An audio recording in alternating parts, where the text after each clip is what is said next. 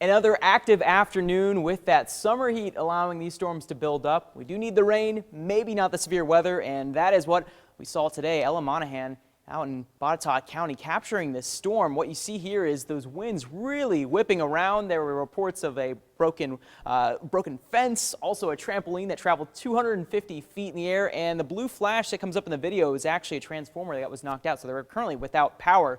There you go, there's that blue flash. So these storms, they're packing a punch. They are rising high up and then they're dropping a lot of those winds and with that potential of a little bit of hail. So for the rest of this afternoon, those storm chances are not great. Not everyone is seeing the rain. Anyone that does could see some heavy rain, large hail, and wind damage. I'm not concerned with the tornado threat, but do watch for those strong winds with these storms. Here's a view looking out in Blacksburg and Lane Stadium. We've had towering clouds today that have been building up, those cumulonimbus clouds, using all of that heat and moisture. We have plenty of that moisture today, allowing for those heavy downpours, but also a little bit of that wind whipping around out there in down in Blacksburg. So currently we have what you see, all this activity going along the East Coast, running all the way up to New York, where this activity has been ahead of the front. So the front's way here to the west. So this is all prefrontal stuff going on. We'll get that front eventually, bringing some cooler weather. But for now, just the heat and all of those storms. There's a severe thunderstorm watch to the north, but we have had potential for severe weather in our area. It's a little bit more isolated, so any storm that does form may become severe.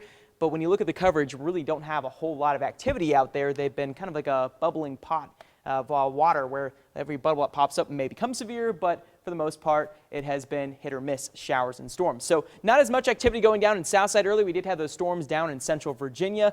To the west, we have this storm here that I'm going to keep a close eye on because it might become severe. These have been very quick to build up and drop. So looking up to the east, this is moving about 20 miles per hour. Rustburg about 5:46, Timberlake 5:33 p.m., Evington 5:14 p.m. Campbell County already hit with one severe thunderstorm today, may have another strong storm here pushing to the east along 460. So keep an eye on these storms and have that app handy of any of those alerts that come in.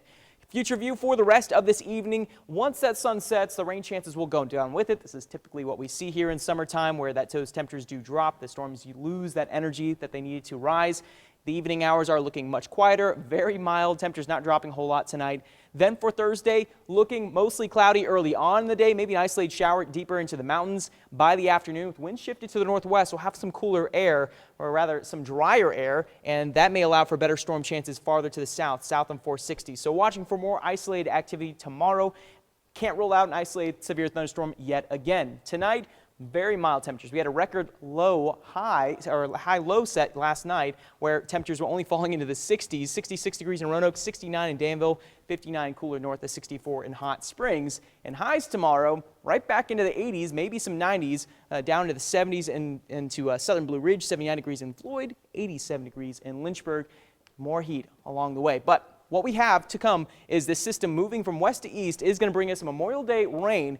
Widespread showers the first time in a while. I don't really expect much in the way of severe thunderstorms or even storms, but we will have more cloud coverage for Memorial Day weekend and some cooler air. It might be a little rainy Friday into Saturday, but looking better by Sunday and Memorial Day itself as that high pressure builds in with much needed rain, 1 to 2 inches of rain, and some areas running abnormally dry here through the month of May and in spring overall. So the 7-day forecast, temperatures in the 80s for the next couple of days, then relief, 60s after that cold front with dry weather for Memorial Day. More storm chances could arrive by later on next week, but I think we'll take these 60s and 70s after getting 90s here in late May. Yeah, and a perfect opportunity, pull the hammock out, relax, not have to sweat to death. I'm excited about the rain, Ian, because I'm tired of sneezing and sniffling.